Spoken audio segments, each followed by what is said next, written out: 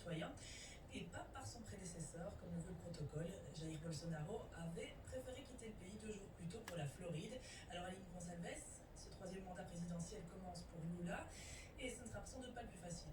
En effet, parce que Lula hérite cette fois d'un pays à la société fracturée et à l'économie en berne.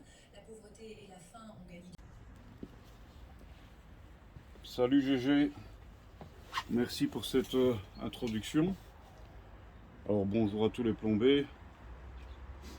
D'abord mes meilleurs vœux pour cette année 2023. Aujourd'hui, une fois n'est pas coutume, je vais vous présenter la FX Maverick et pour une fois c'est un modérateur de votre page adorée qui va vous présenter l'arme. Donc c'est ma dernière acquisition. Il s'agit de la FX Maverick VP. Donc en fait cette carabine a été conçue à la base pour tirer des plombs très lourds et pour tirer des slugs. Pour tirer des slugs, il faut un kit qui est fourni, qui coûte une cinquantaine d'euros et qui comporte un marteau différent qui permet de tirer les slugs et de monter à ce moment-là, je dirais entre 75 et 90 joules de puissance. Donc actuellement, comme elle est configurée et avec la pression des régulateurs que j'ai faite, cette carabine monte entre 45 et 50 joules. Donc cette carabine est équipée d'un réservoir de 400 cm3 en aluminium. C'est la différence par rapport aux autres FX Maverick. C'est jusqu'à présent, je pense, la seule différence, si ce n'est la puissance si on utilise des slugs, qui est bien sûr bien plus importante puisque la FX Maverick est standard, je vais dire, est prévue pour plus ou moins 75 joules, celle-ci étant prévue pour 90 joules. Elle est équipée, comme maintenant la grosse majorité des FX, d'un double régulateur. Donc on le voit ici, on a un double régulateur. Alors à quoi ça sert? Tout simplement, le premier régulateur va réguler la pression de la bouteille. Ici dans notre cas, enfin dans mon cas, le premier régulateur va être à 165 bars et le deuxième régulateur va être réglé à plus ou moins 120, 125 bars plus ou moins. L'objectif étant de garder entre 30 et 40 bars de différence de pression entre les deux régulateurs, et ce pour avoir une meilleure précision au niveau du tir de la puissance de l'arme.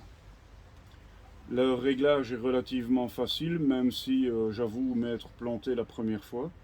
Donc c'est-à-dire que l'erreur que j'ai faite, c'est que j'ai probablement vissé une des vis de régulateur. Donc il faut savoir que pour le régulateur 1, la première vis se trouve ici en dessous. Pour le régulateur 2, la vis se trouve ici. Donc pour pouvoir faire cette opération, il y a déjà des vidéos sur YouTube, mais c'est relativement simple. Il faut dévisser la bouteille qui est équipée d'une soupape. On dévisse la bouteille, on tire quelquefois à vide, donc il y a toujours de l'air bien entendu qui sont présents dans les régulateurs, et puis on entendra les régulateurs se vider. Une fois que les régulateurs sont vidés, eh bien on va procéder au réglage du premier régulateur en desserrant celui-ci un maximum. Il parle de mettre plus ou moins la vis à fleur du régulateur. Moi je conseille de dévisser un tout petit peu plus.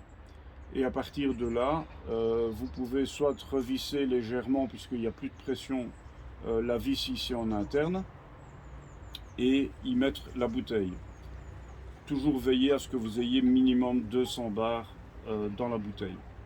Donc une fois que vous avez fait ça, vous allez dévisser la vis qui va vous permettre de voir la régulation et la pression maximum qui va s'afficher sur le manomètre.